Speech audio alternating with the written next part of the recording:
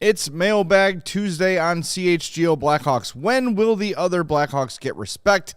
It is our annual time to discuss Chelsea Dagger and a whole lot more coming up next on CHGO Blackhawks.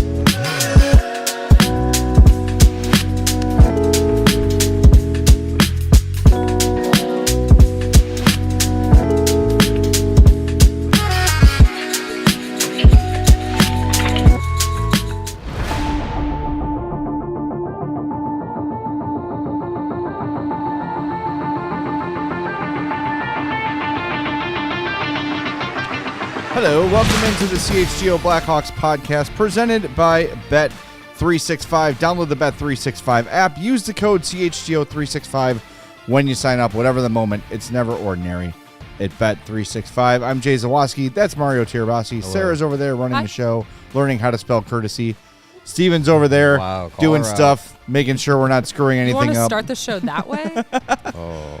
We had a pre-show discussion. I could end it right now. See, this is a fun thing, Do though. it. End the show. Let's go home. No, everyone. This is our mailbag question to the fans. They can put it in the chat. What is the word that you can't spell that you should be able to? And do all your best efforts to spell it in the chat too. Don't. Sarah said courtesy. You said restaurant. Yeah. I can't spell definitely. Cincinnati for Steven. How often are you typing Cincinnati? Are you a Reds blogger? Or a subpar chili blogger? It's one or the other. You would write Cincinnati. Yeah, let us know in the chat. What's the word you can't spell? And we'll try to decipher what word you're talking about. Do it without looking at your keyboard, too. Just try to spell it the way you spell it, and we'll see how it goes. Everybody's got one. Oh, yeah. That's definitely is the one for me. Mm-hmm. It can never get it right, and it always looks wrong. And Grammarly, I have Grammarly on my computer. They're like, really? Still? I still have to put the green underline under this, you idiot? They're enabling me. Grammarly is enabling me, and I appreciate it. Well, thanks for being here. We appreciate you all being here. Do us a favor. Hit that like button. It's the thumbs up button right by the play button there on your YouTube page. Make sure you are subscribed to our YouTube page as well. And if you're a podcast listener, we love you too. Make sure you're following or subscribed on your favorite app. We got some answers already. Grace Miller can't spell tomorrow with 2 M's and 2 R's. What's Anthony saying? Pelany. Pelany? Yeah, Pelany, you know. Pelany. Pelany. I don't know what that is. Young Dangle God. Resign versus resign. Yes. There are many times people have asked... you too have asked the Blackhawks to resign Patrick Kane, and they tried. Charlie the Bank guy. Another one I can't do is separated. Yeah. Separated is good. February from Samuel. Yeah, February. What is Anthony trying to say though? I don't know. I really don't. Pelany. Pelany. Felony? Pelany? Peloton? Pelany? Pelany? I don't know. Plenty. Clearly, it's not penalty. spelled right. Penalty. I think he's going for penalty. Still not getting it. Not spelled right. Penalty. Melancholy from Corey. Government. Government. Gubernatorial. This is the best show we've ever done. Grace, by the way, it's her birthday. Happy birthday to Grace in the chat. Birthday, and Grace. It's also Ryan Green's birthday. So happy birthday to Ryan Green. Wow. Seems like every day someone's celebrating a birthday. It's one of my favorite Bob Brundley observations of all time. All right, we're going to get to your mailbag questions. We got a bunch. They're from our diehards this week because there's a lot, and we haven't done a mailbag every week for a little while here. So if you want to get your questions answered, the best way to do it is to become a diehard and get those questions in on our diehards only Discord. ALLCITY.com/join is the place to go, or you can scan that QR code that's on your screen right now and get set up as a diehard. And by the way, I've been playing NHL, EASHL with some of the diehards over the last few nights. I saw the chats in the diehard Discord last night. So the 8 p.m. start time doesn't work for me because that's my daughter's start of her bedtime. She'll figure it out. Yeah. If you guys ever play at 1 a.m, that's my video game time. That happens too, believe it or not. Me and Dead Hawk, always up at 1 a.m. playing NHL together, had a very comical moment, which really summarizes my NHL experience where have a nice move, forehand, backhand, hit the post. Then I get destroyed along the boards, and then an EA glitch happens, and I fall flat on my face unprovoked. And they captured that on video in the chat, which is pretty funny. So anyway, good times in the Discord, so become a diehard for access to all that stuff. All right. Shall we, Sarah? Is the mailbag definitely ready? All right, let's go. Windy City Hockey. These are courtesy of Discord. Yes. Says, we know the vibes are so high in San Jose. Just kidding. Yes. When will national media start realizing that the vibes aren't in San Jose and the vibes are great in the Windy City? 16-game losing streak for the Sharks. Yeah, that's dating back to last season. Yep, 16 in a row. They've lost the last 16 games. 4 points, if I'm looking correctly. 4 points in their last 16 games. Oof. And you have the head coach of your team saying, ideal. I would trade one of my children for a win. Sacrificing his children for a win. Yeah. I think it was very evident the game on TNT against St. Louis was a tide-turning event for the narrative around the Chicago Blackhawks. And as long as they keep playing this way and they keep, it doesn't even have to be wins. Just those are nice, obviously. But as long as they keep playing this style of hockey that they're in games, they're competitive, they have guys that can have really good moments. Bedard looks like a new version of himself, an improved version of himself. Frank Nazar has superstar capabilities. You got a lot of eyes on what young players like Sam Renzel and Artem Levshunov can do. Spencer Knight has been amazing to start the season. Like, you have those guys grabbing people's attention with their play night in and night out. It's just going to slowly continue to build on, at least for this season and moving forward, what that TNT blowout of the Blues started to do. And it's funny, like, I'm seeing a lot of Sharks fans online being like, oh, you're comparing Bedard's third year to Celebrini's second year. It's just like, okay, well, what were you all doing last year? Talking about Bedard's second season. It's open game online in the fan community. Yeah. It's there's a lot of receipt cashing going on early on in this year with Blackhawks fans and Sharks fans, and I'm loving it as an outside observer. The thing for me is, like, why does it have to be Bedard versus Celebrini? Because you need enemies, but they're both really good players. Like, I understand the Levshunov-Demidov thing because one was chosen over the other, right? So there was a decision made. Sure. Celebrini was a no doubt number 1 overall pick. Connor Bedard was a no doubt number 1 overall pick. And Celebrini's going to be really good. It's almost saying, like, would you rather have, going through the dynasty years, would you rather have Jonathan Toews or Patrick Kane? They're different players with different skill sets. They're going to provide different things to their teams. You had them both. They're both really good. Yeah.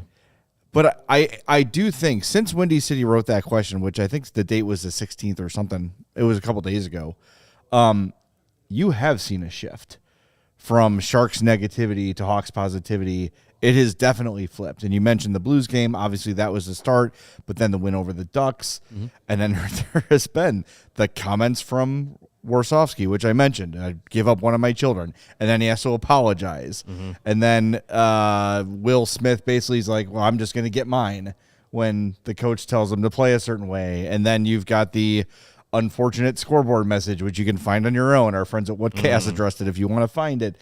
All the, like, kind of fumbles that we've seen the Hawks having over the last few years, now the Sharks are having. And I think people are really noticing it. They are really starting to notice now that the Sharks are, they're really not quite as fun as they seem. Macklin Celebrini's getting Zapruder filmed in his body language. I will say, that did look like a hostage video. It sure did. Yeah. It's just like standing. He just can't wait to get out of there. I've been told. That's what second-year players do. They want to leave their town as fast as possible. Right. All for the Vancouver Canucks, oddly enough. Mm-hmm, yeah. Well, and I think a lot of people looked at what the Sharks did this offseason and based it off of what they did last season, which was finish 9 points behind the Blackhawks. And they were like, wow, look at all these. they got a lot of NHL players. Like, they're going to be more competitive. Did you see the NHL players they got? A lot of cast-offs. Yeah. What a lot of former Blackhawks. One good enough not to be a Blackhawk. Yes. Yeah, I just I think there was a lot of piling on that people liked to do to Bedard last year, and the antithesis. Well, there's a word I can't say. Probably can't spell it either. Antithesis. The opposite of like the piling on Bedard was the elevation of Will Smith and Macklin Celebrini. So you kind of got both ends of the coin, and now the coin's flipped. Yeah. And now I think very quickly we're going to see not that people are going to pile on Celebrini outside of the Blackhawks fan community, which I'm not opposed to them doing. Like I said, reap what you sow in a fan community. But I think a lot of people in national media that different podcasts I've listened to, when they mention the Sharks, they're like, ugh, yeah, things are bad. And I was just like, yeah, what happened to all the flowers and roses you were tossing at them last year? Yeah, things are bad. They were the worst team in the league last year. And they were bad last year, and too. they didn't get better. Yeah. Well, I think, the Hawks getting Bedard immediately made expectations bigger, and there's more spotlight on the Hawks. They get the Winter Classic and look terrible on it. There have been more opportunities for the Hawks to look bad in front of people than there have been for the Sharks, and that's part of it too. Speaking of vibes, we got to share the photos from Blackhawks social media today. Apparently, on the trip to Florida, the young players, because it's not just the rookies. Nazar's dressed up and Landon Slaggert's dressed up. The charter flight needed some pilots. They went with the Top Gun look. And is it Top? Like, okay, I say Top Gun, but then I look at Artie, and it's Artie just like has the Top Gun logo it's under World that War scarf. I flying ace. You know what they look like? Artem Levshinov. They look like Bed Check Charlie. That's what they look like. That's true. And there's with those scarves. Frank Nazar with the 6'7". Yeah, on his the details of the flight suits are awesome. It's just a tribute to Michael Frolik. That's what I think it is. That must be what it is. That's what the whole thing is. But see, the Hawks are having fun. They're bonding. Yeah. This is what we were being sold about the Sharks last year, but the difference is I think the Hawks will have more than 52 points or whatever it was they had last year. They're on pace for, what was it, 94? 94. Yeah, Sharks are on pace for like 12. So I'll take the over on that. Yeah, I think they'll have more than 12. So. Yeah, They got a chance to get their first win of the season tonight against the Islanders, but don't guarantee that that's going to happen. Yeah, it's a lot of fun to see this team and these players in Chicago starting to feel good, starting to. I think it's not only is it just they're having fun. I think they have a belief in themselves, which allows them to open up a little bit. Yeah, allows them to lean into more of the good feelings, and you kind of ride that momentum. Sometimes you get teams that like things are just feeling good, guys are in good moods. You get some good performances, you get some results, you get some points in the standings, and that means something, and that can carry over. And sometimes teams can, for lack of a better term, aura their way to some wins in some games that otherwise, like we've talked about in a number of post games this year already. There have been games that this team has either been in close games or have won that last year or the year before would have found ways to lose. Oh, yeah, 100%. And a belief in yourself and some positive feelings and just... And insane goaltending. And yes, of course, and really good goaltending makes a difference in being able to believe that you can pull yourself out of tough situations. All right, before we hit the break zone, do we have the photo of my my person falling on their face? Here's the highlight from our NHL video game with the Discord guys. I'm number 68 in red. Oh, and some smooth skating to lose a defender there. Wait for it. Ran over. Here we go. What happens here? No one knows.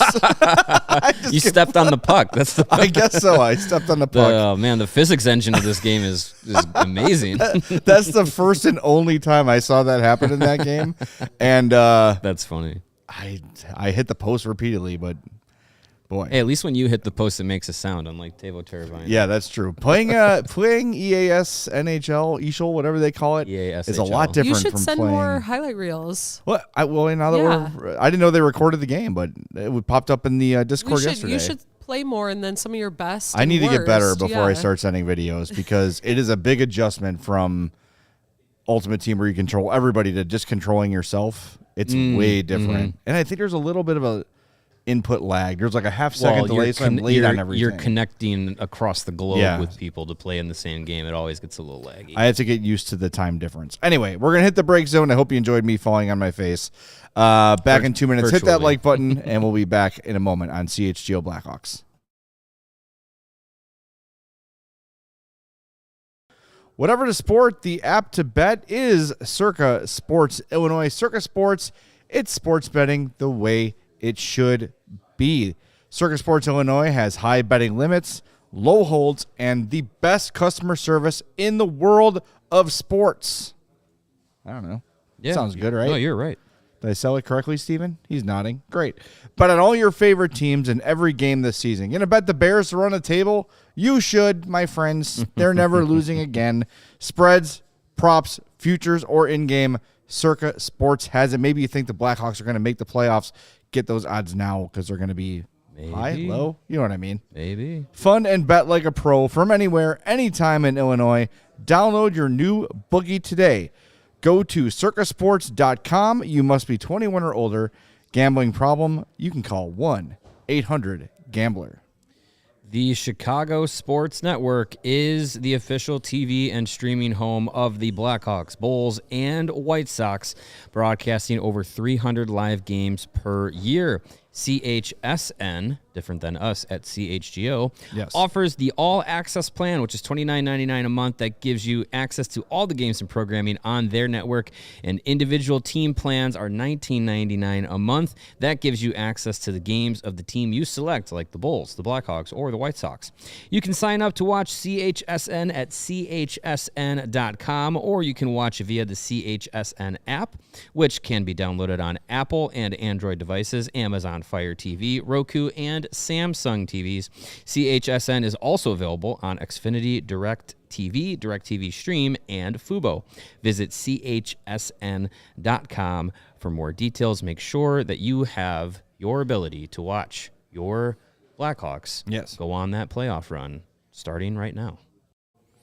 That's All right, right, we're I back. said it. Yes, there you go. See, we're Playoff back on run. CHGO Blackhawks presented by Bet365. We have one mailbag question down. We need to move at a faster pace than this, but This yeah, is how mailbags usually we'll try to go. get three This in. is how by we the- stretch them out into mailbag week. It's mail package day, apparently. Excuse you. All right, this one is from Whiskey TF66. Says, thank you for zooming in, Sarah. NHL predictions, top 100 is out, and Connor Bedard is the only Hawk on the list. That's the top 100 players. Seeing some of the defensemen on that list, what do you think Alex Vlasic needs to do to start getting mentioned with those? Play more on national TV, I think, is one thing. I think it's always funny with defensemen because it's just like putting up points is like a big marker for a lot of people with defensemen. Look at the Norris Trophy. Like a lot of times it's who's the defenseman that scores the most, not necessarily who's the best defenseman of the position. And Vlasic is not going to be a guy that puts up a lot of points. So you look at some of the best like defensive defensemen in the league, and he's going to have to be in that kind of conversation.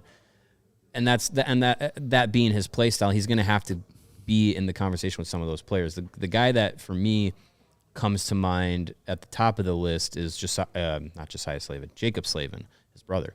Yeah.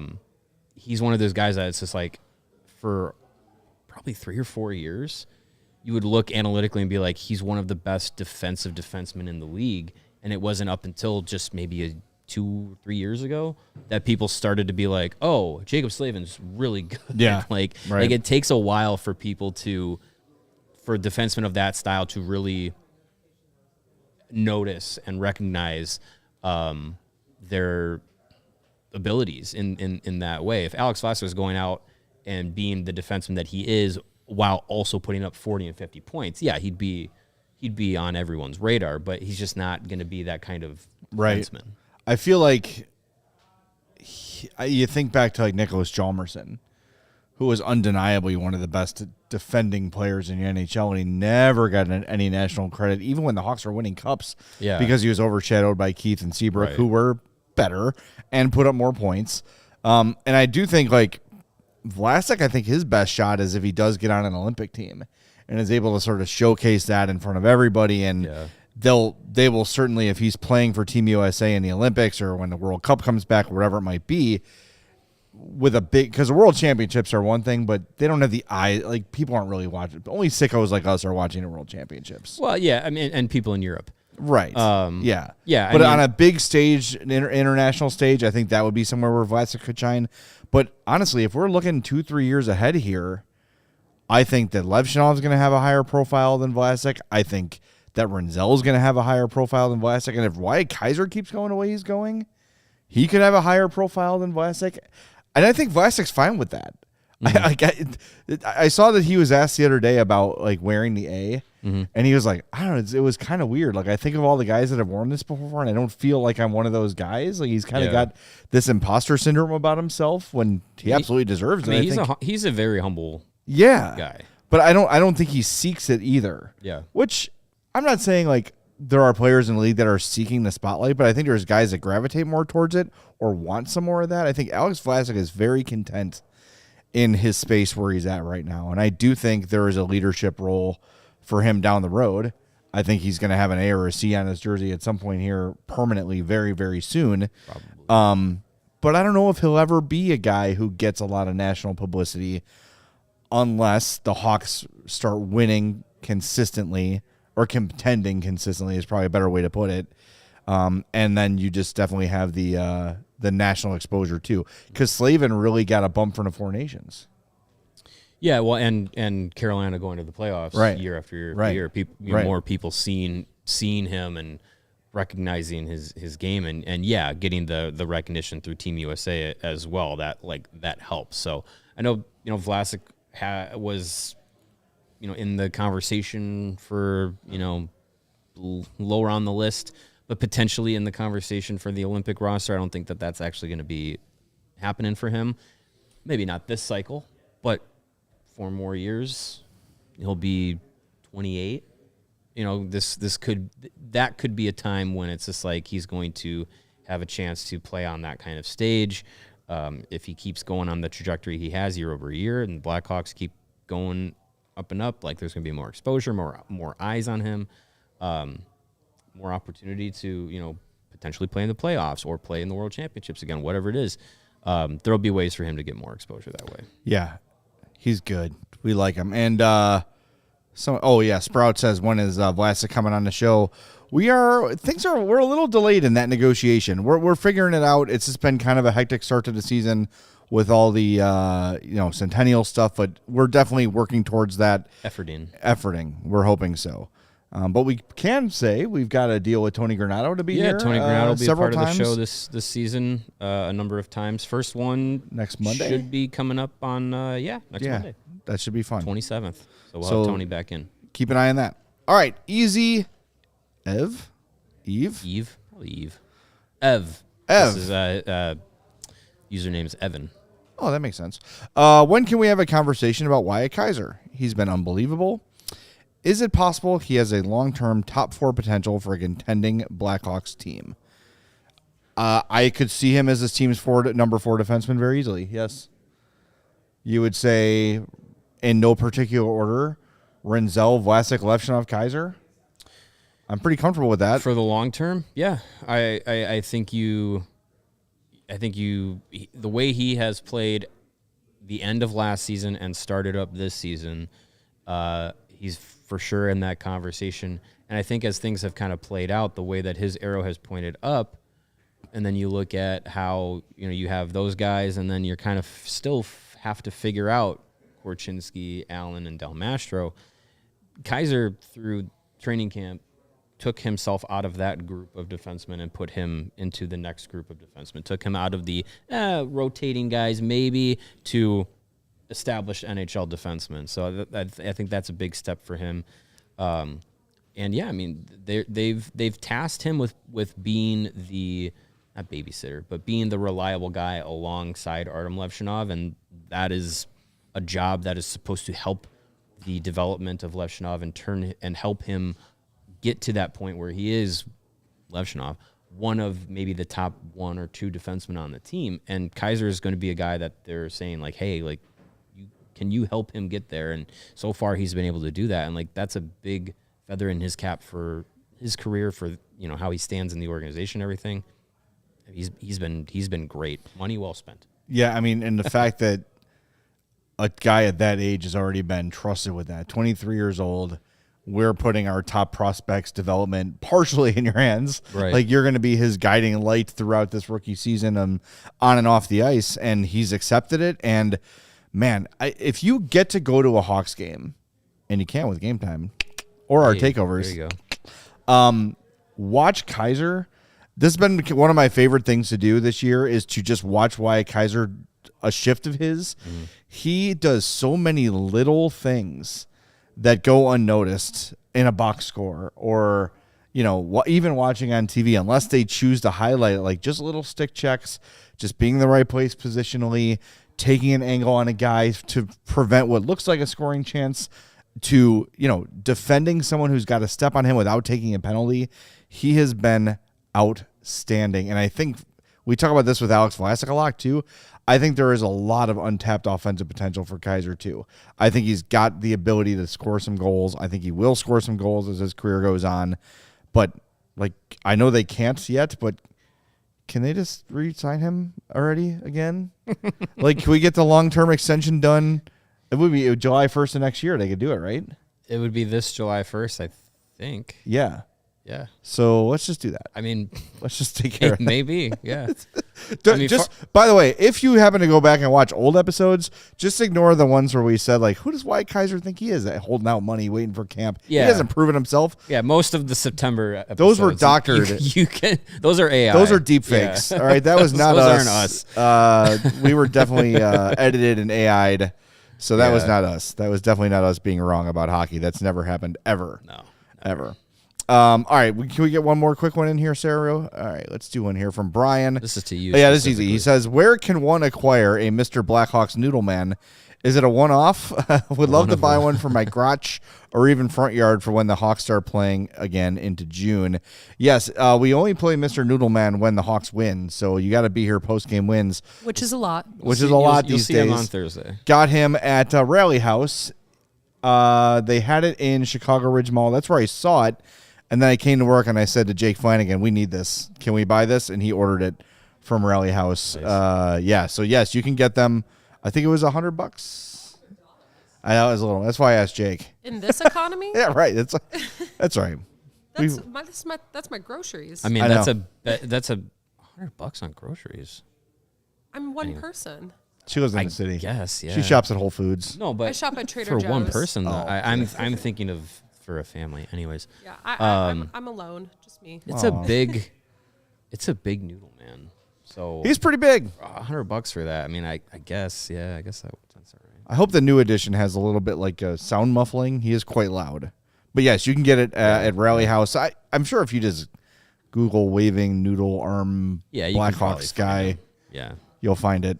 Yeah, definitely. Get yourself one and put our logo on there so people know we invented it. Yes, we. There we you go. invented- Thomas says it's on Fanatics for $90. There you go. You can do that too. Yeah, you might get a Seattle Kraken one with the Kraken spelled wrong. Sure, but you can get one from Fanatics for sure. All right, can we get one more in before the break? Or do you want to go to break early? What do you want to do? Oh, this one's fun. That was going to take some All time. right, from Jay, you want to do this one quick? I got my answer for yours quick. Sure, okay. All right, JZP Jerseys says, first mailbag question. If you were to do a jersey swap the same way that what Chaos guys are doing, what jerseys would you get each other? Doesn't have to just be Blackhawks jerseys. This one's easy for me. Which jersey do you have? I would get Mario a Tony Amani jersey because he's the greatest number 10 in franchise history, and it would just be a history lesson a little bit. So you'd represent the proper number 10. We all love Patrick Sharp, and he's very handsome. He's the handsomest number 10 in Blackhawks history. But the best is Tony Amani, and I would get you a black Tony Amani jersey so you could recognize the greatness that was Tony Amani. I would get you a Utah Mammoth Tusky jersey. Fair enough. I would wear that. I do like, now that I've seen it, I like the Utah Hockey Club uniforms. I really like their I color like scheme. good. it. People Yeah. are saying it's some weird AI thing, but I'm like, I honestly think it's kind of The logo clever. did look a Like, little like the default logos Yeah, put in the it's- I video like the games, black Yeah. and the blue. but it looks good on. It looks good on the It's a good ice. color scheme. Logo looks fine on the jersey. Take that, Yeah. mammoth haters. And Mario did bring me. He did bring me a jersey-ish gift. He brought me a Samuel Savoie Rockford Ice Hogs jersey shirt. Jersey. A jersey, Yeah, as the I did kids that. call it. Yeah, So yeah, he already did it. kind of. So I guess I got to find you a Tony Amani jersey. That's fine. You I'll can go on do eBay. Gently used, covered in mustard stains. All right, we'll talk to you in 2 minutes. Hit that like button if you've not done it yet. We are right there at 100 likes, so let's get over that hump. And we'll talk to you in 2 minutes on CHGO Blackhawks, presented by Bet365. Whatever the moment, it is never ordinary at Bet365. New customers like you can get $200 in bonus bets when they bet $5, win or lose. And with their football early payout offer, that's college or pro, you are a winner if your team goes up by 17 points with an instant payout on straight bets and parlay selections marked as winners. So download the app, use the code CHGO365 when you sign up. It's a great deal. Use our code CHGO365. You deposit $10, place a bet for $5 to get $200 in bonus bets, win or lose. And those bonus bets you get can be used on the spreads, totals, player props, futures, and more. Whatever the moment, it's never ordinary at Bet365. You must be 21 plus. And if you or somebody you know has a gambling problem, crisis counseling and referral services can be accessed by calling 1-800-GAMBLER. This offer is in-app only. And if you like betting on sports, you might like seeing them in person. And if you want to do that, check out our friends at Game Time. The Game Time app gives the advantage back to fans. It is the hack for unlocking amazing tickets and experiences in just a few taps. Incredibly easy to use, the Game Time guarantee means you can trust you'll get 100% authentic tickets on time and at the best price, and with fees always included. What you see is what you pay.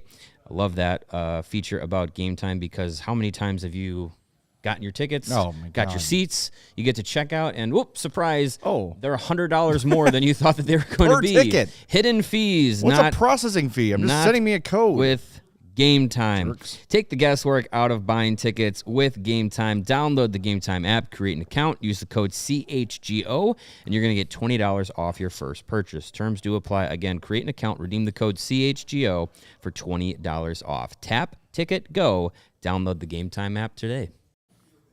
All right, we're back. Thanks for getting us over 100. We can keep going on those likes. Hit that button for us. By the way, Giggity's good reminder, announced today, Paul Ludwinski from Rockford is out for the season with some torn ligaments in his left knee. That sucks. Not great. And I know Greg Boyson was having a conversation with Mark Bernard, the Rockford GM, ahead of the season at the UC, and said he was expecting huge things from Ludwinski. Had a really good preseason, had a good start to the regular season. Sucks when you see a player get a setback like this. So hopefully he bounces back and finds a stride it looked like he was finding this year. Yeah, 2 points through the first 3 games of the year. That's just a really tough blow for him. But yeah, hopefully the recovery is back to 100% and he's ready to go for next season. That's God, and just seeing the collision goes down awkwardly. It sucks. So hopefully all's going to be good with him, and just gets back to it next year, because that's a guy in Ludwinski where his wheels are his biggest thing, and knee injuries can take some air out of those wheels. So hopefully he's able to bounce back and gets healthy and gets right. Yep. Good thoughts out to Paul Ludwinski. That sucks. All right, ready to have our annual conversation about this topic? The logo? Oh, no. Nope, not that one. The other one. This one from Featherhead88. Is it time to retire Chelsea Dagger as the Hawks goal song? Every time I hear it, it takes me back to the Banner years. While I love it and think it was a great song for the Banner years, things like music have such an effect on our memory. I think this generation should put a stamp on their legacy now by making something like a new goal song completely uniquely theirs that can trigger new memories for fans. I think the new goal song, and we can get some, we can trademark it and get some royalties off it, is the frat house on Madison. Oh yeah, That should be the new goal song. that is a good one. It's pretty good, and it's rights free. I don't think they don't have to pay for Well, it. we can put the right There it is. goal scored by Connor Bedard. That's my Gene Honda impression. Spot on. If you don't ask. I really thought he was in a room with us. Yeah, pretty good. that was amazing. No, I don't think you need to get rid of Chelsea Dagger. I think that is you're not so far removed from that team and those teams and those players that made that song iconic in its time. I think it still sticks with the Blackhawks. It still sticks with fans. It still sticks with the United Center. And it still sticks around the league that people associate it with the Blackhawks. And as things progress, like, yeah, you could say this team and this generation needs to have their own stamp on it. But I still think it's a song that resonates with the majority of the fan base, and people still get up for it. It is still, I think, an iconic song within the organization. I don't think you need to get rid of it now, unless the team says, like, hey, if the team says it that we want to do something different, organization's on board with it, then I'm open to suggestions. But for me, I'm still keeping it around. I am starting to feel like it's time for something new because of the new identity of the team. But it doesn't bother me. I'm kind of I would say I'm indifferent on it, but I'm more willing now than ever to move on. Sure. I don't know. But it's become synonymous. It depends so on what you change it to. I would like the guys to have their own songs. I know that's kind of a nightmare from a in-arena production standpoint. You're really putting a lot of work on DJ Oreo's plate. Hey, he can handle it. He can handle it. That would be. Some teams have done that, and some players choose songs, some don't, and they just play generic goal songs. I think that would be a lot of fun. It is a logistical challenge, but it can be done. But yeah, I mean, if they were to change it, and it was just something like, generic, like Zombie Nation or something like that, it'd be like, all right, like that song gets a pop, sure, but everyone plays it.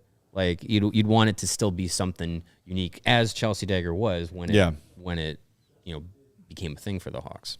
Someone mentioned they changed the songs they take the ice to this year, and they did. Last year it was The Four Horsemen by Metallica and Money for Nothing by Dire Straits. They cycle through a couple. This year it is, from what Shazam tells me. Shazam. They take the ice. The song is called Disco by David Mazzilli. That's like a EDM song.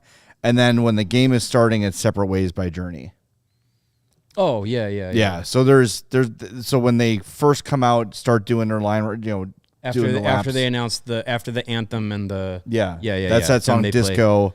And then right when they're about to line up, the puck's about to drop, it's Separate Ways by Journey, which actually sounds pretty good. That's a great song. Not the biggest Journey guy in the world, but that song played at full volume, that undeniably rocks. And Tom Sawyer is the song on the intro video. That was so good. It is so good. But I got to say this. Take notes. I know the Hawks are listening. They always do, because I always hear when I say something wrong. The intro has like boom, like big bass drums. Yeah. And then Tom Sawyer starts, and it's like just a standard version of the song. They got to add some hard-hitting bass drum for the arena, so it hits as hard as the opening video's music hits. Boost it. It's got to be that boom that shakes the building. They got to find a way to do that, because I feel like when Tom Sawyer starts playing in full, it loses a little bit of the steam that the intro video had before that.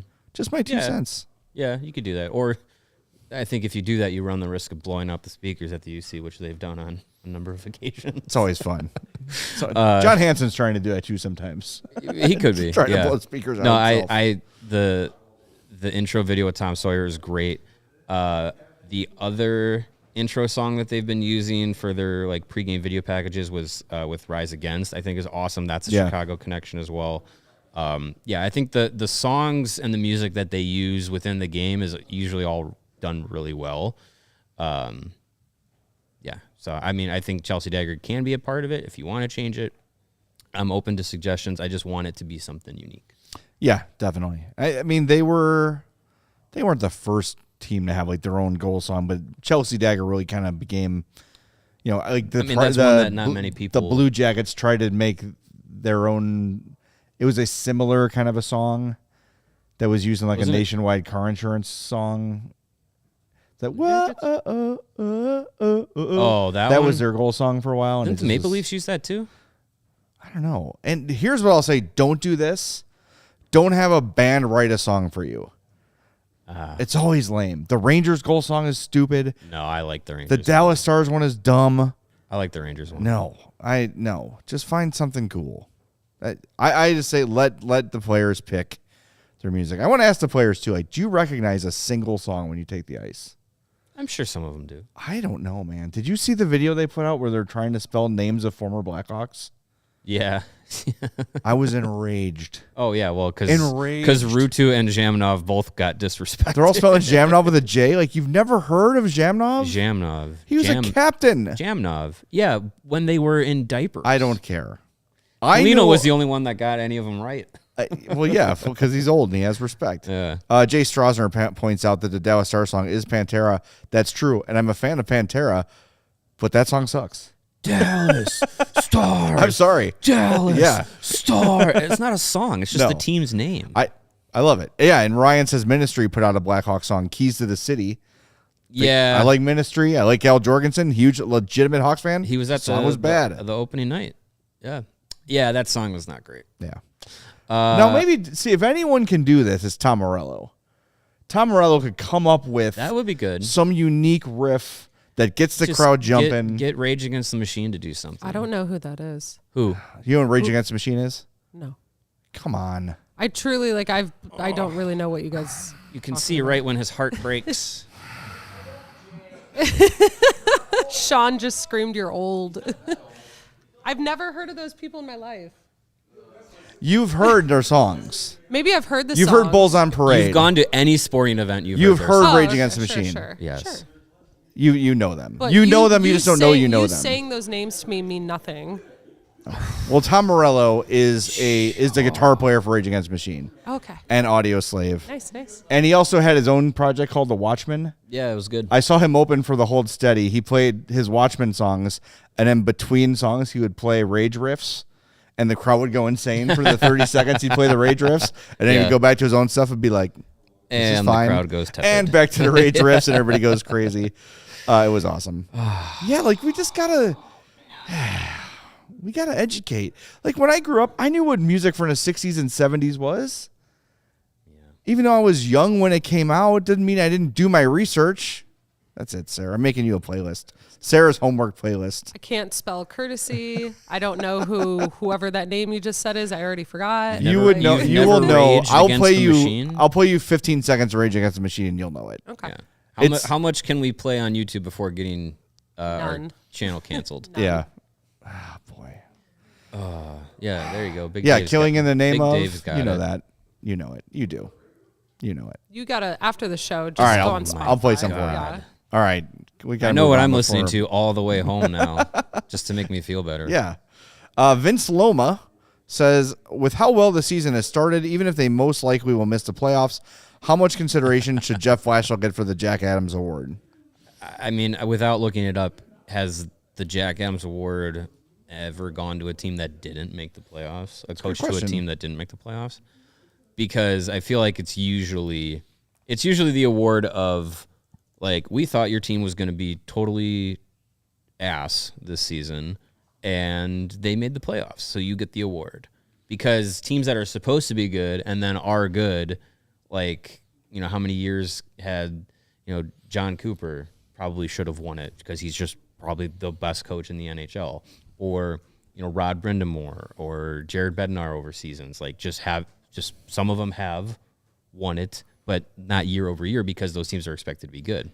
So Google AI tells me Oh, AI again. Brian Sutter won the Jack Adams in 91 with the Blues, who did not make the playoffs. Okay. Bob Murdoch with the Jets in 1990 did not make the playoffs. And it says Joel Quenneville won the award in 2000, but was fired in 2004 after the Blues lost in the conference quarterfinals that year. I don't understand how those things are related. Well, it's just But I giving you think Bob information. Murdoch and Brian Sutter are two. So not since the early 90s. But I think if Technically, I would or- say or this, 2000. unless some team has a big,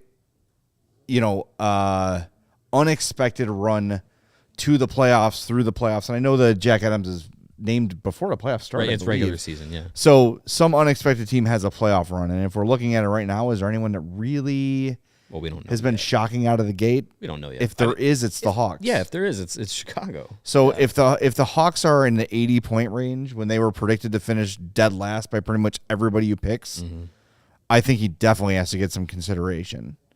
For sure. Yeah, I think you'll get consideration if that happens if they miss the playoffs. But I still think it's hard for in this day and age because there's always teams that surprise, or there's teams that like maybe they might be in the playoff hunt and then they go on a dominant run. Like if let's say the Red Wings keep up Tom this pace McClellan all might be the season, front runner right now. then you're saying maybe he's in the mix too. But yeah, if this team finishes with above 80 points, I think you're talking about Jeff Blashill squarely in that conversation. Yeah. The Red Wings are 5-1. Yeah, pretty good start to the year. That was unexpected. So if the Red Wings, they're not going to stay 5-1. I hope that would be bad for everyone but them. I would think McClellan, as of right now, is the front runner, but there's definitely some. I think there will be some smoke around Jeff Blashill if they're in an 80-point category. Win it, probably not. Consideration, I think certainly. Yeah, especially considering the market and everything. You know, I mean, you could say Martin St. Louis could also be in that conversation too. The way that the Canadians have started, and then they also, started really good. Also considering market and exposure. Yeah, they had some expectations, but maybe not to be as good as they've been. They're 5-2-0. Boston. Yeah, I mean through no. 7 games, 6-7 games of this season for most teams. The most surprising team that is doing well is the Blackhawks. Yeah. There you go. That's what I would say. I like that. Sweet. Beautiful. Pat Jewers says, if Oliver Moore continues this pace and ends up called up by Christmas, who do you think comes out of the regulars? Well, we were kind of having this conversation a little bit yesterday, looking at how Jeff Blashill's really liked using the 11 forwards, 7 defensemen setup, and the fact that you have about 14 healthy forwards available to you. There's very limited space. So I don't know. I think for Oliver Moore to force his way into the lineup without there being injuries or trades or whatever, I think you'd probably have to get Sam Lafferty out of the way, which if Moore keeps playing this way and Sam Lafferty keeps sitting up in the press box, that's easy for him to do.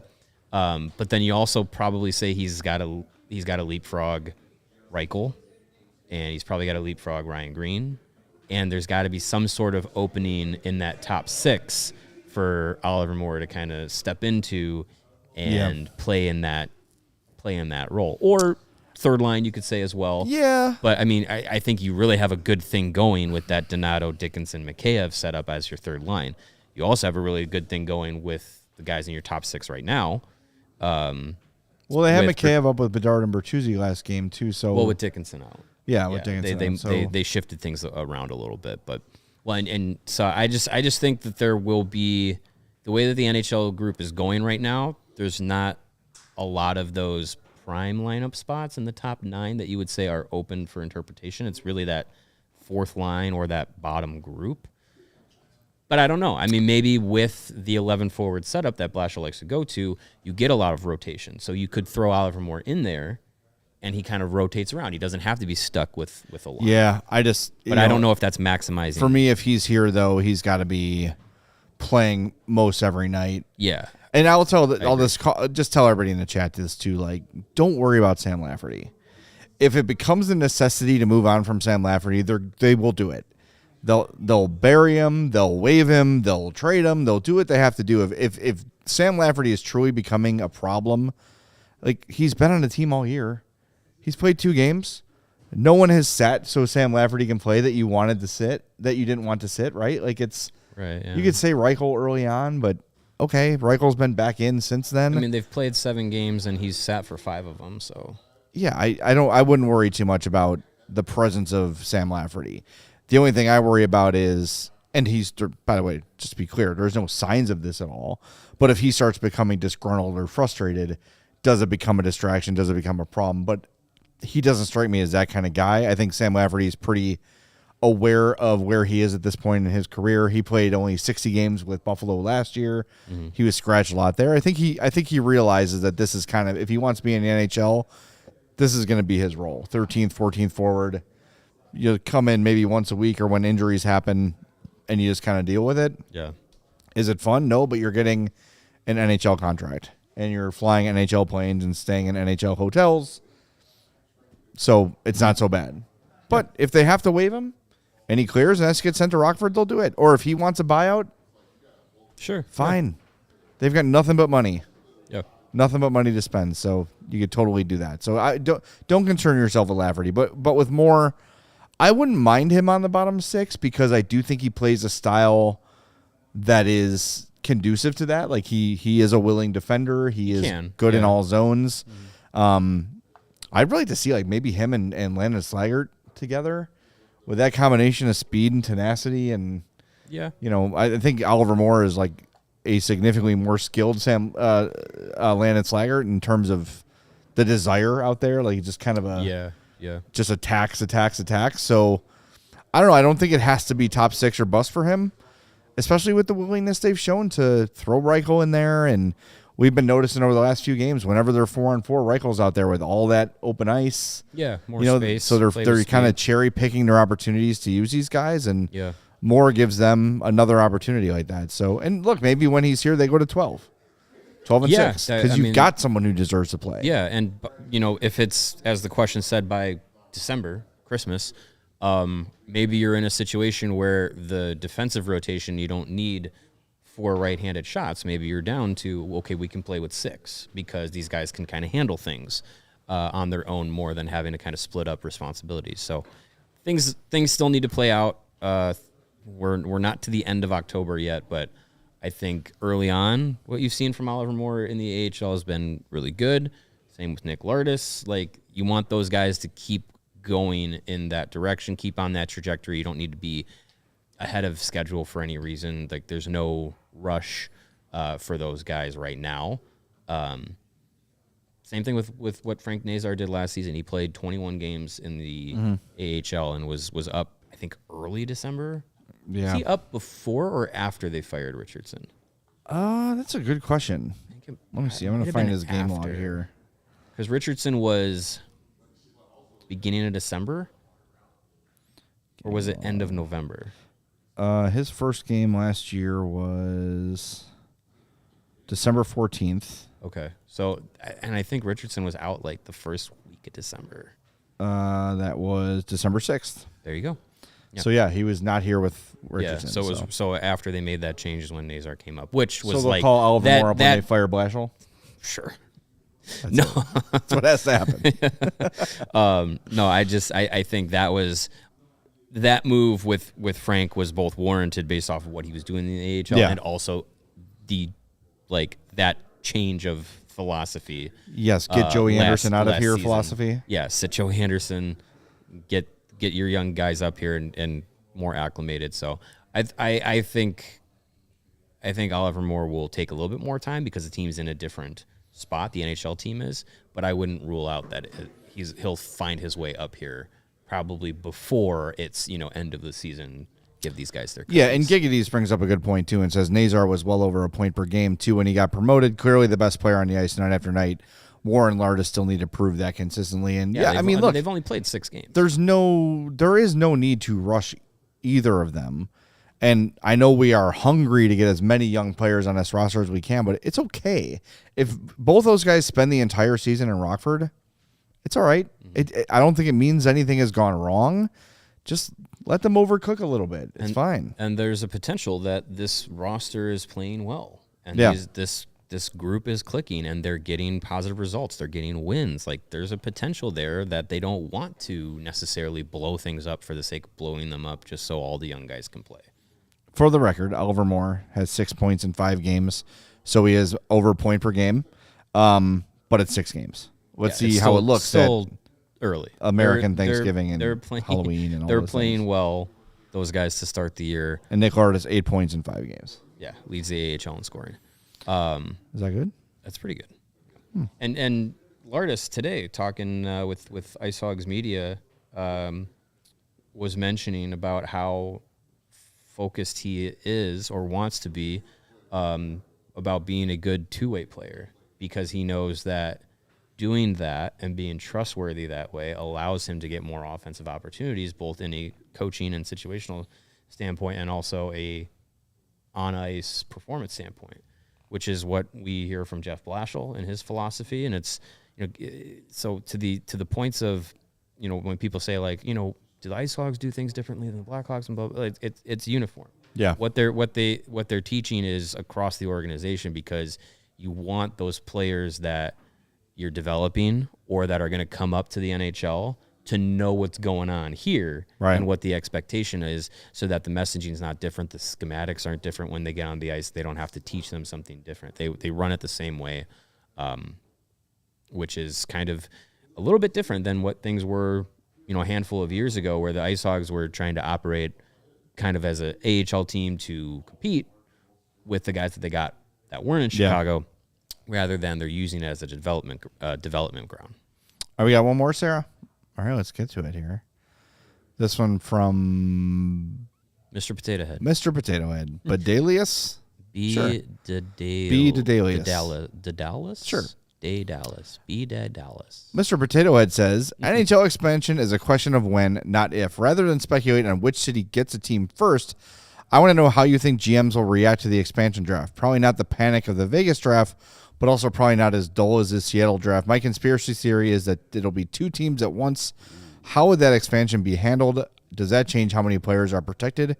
Thanks. I would imagine that it would be tricky to do that, because you have 2 teams selecting, so you'd probably only be able to protect fewer players.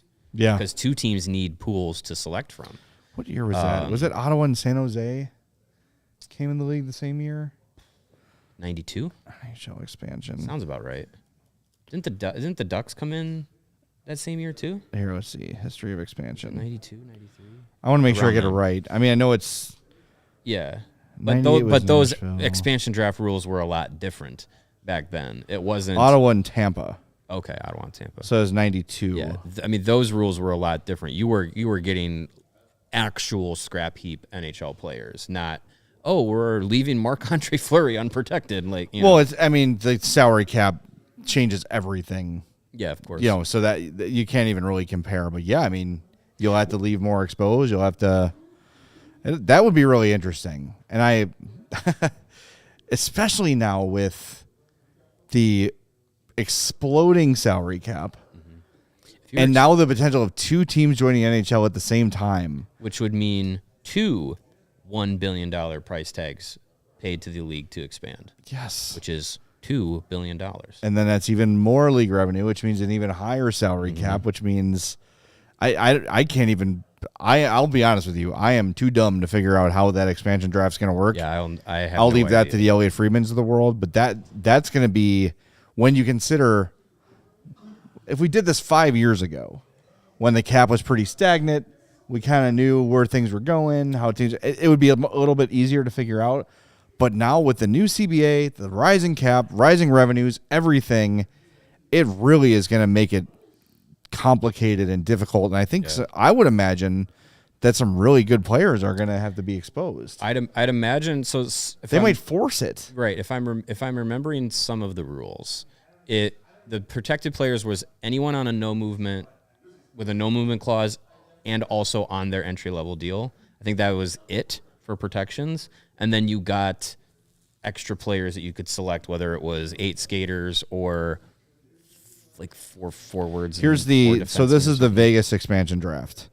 Clubs will have 2 options for players they wish to protect in the draft: 7 forwards, 3 defensemen, and 1 goalie, or 8 skaters and 1 goalie.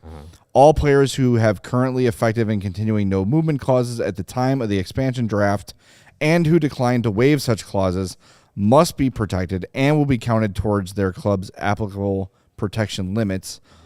All first and second year professionals, as well as all unsigned draft picks, will be exempt from selection and will not be counted towards the club's applicable protection limits. So maybe if you're having two teams simultaneously in an expansion draft, you might just be like, anyone who's on an ELC or who has a no move clause is protected. Otherwise, everyone's free. Could be. That would be because you wild. need to have that talent pool open because two teams are going after it. But you'd have to give GMs a heads up on that now, though. Oh yeah, you wouldn't say we're expanding and you have 1 month to figure it out, right? Because like, you would know an expansion draft is coming, because then you might have some chess to be played with some teams being like, well, we're signing this guy to a new contract. It's a 3 or 4 year deal or something like that. Something you might not normally put a protection on, but if you know an expansion draft's coming and you really don't want to lose this guy, you might give him a no movement clause or something like that, which inherently runs its own risk, because if the guy stinks and you can't move him, then it's a gamble thing. Oof, that would be interesting. That. Yeah, it's a really good question. Appreciate the question. And the people saying they don't need to expand, it doesn't matter. It's falling on deaf ears because money is money. We all agree that they don't need to expand, but they're going to. They didn't need to expand when they had 30. They didn't need to expand when they had 26. And we're at 32. Speaking of expansion, remember the Whalers and Nordiques? Yes. They're going to play Thursday at the Ball Arena in Denver. The Avalanche, my time machine works. The Avalanche will be wearing Nordiques uniforms. The Hurricanes will be wearing Whalers uniforms. Is this stolen valor? I mean, they both franchises kind of sucked, so not really. It's like, I mean, is there any valor in the Whalers franchise aside from Brass Bonanza? I don't think so. I wonder I hope the Avalanche honor that if the Hurricanes score, they should play Brass Bonanza just for fun. Who would be mad about that? Yeah, that'd be fun. But two great looking uniforms. I know the Hawks play the Lightning that night, but it'd be nice for your second screen to watch the Whalers and Nordiques battle. The Fanatics did a great job with the uniforms. They look really good. Yeah. So that'll be fun. All right, we're going to be back tomorrow. And a reminder, our first visit of the year with our pal Steve Peters. He is going to break down Wyatt Kaiser and some of the other systems that Jeff Blashill has put in place. So do not miss tomorrow's show, 2:30. We'll talk to you then on the CHGO Blackhawks podcast presented by Bet365. We all silly like the mayor.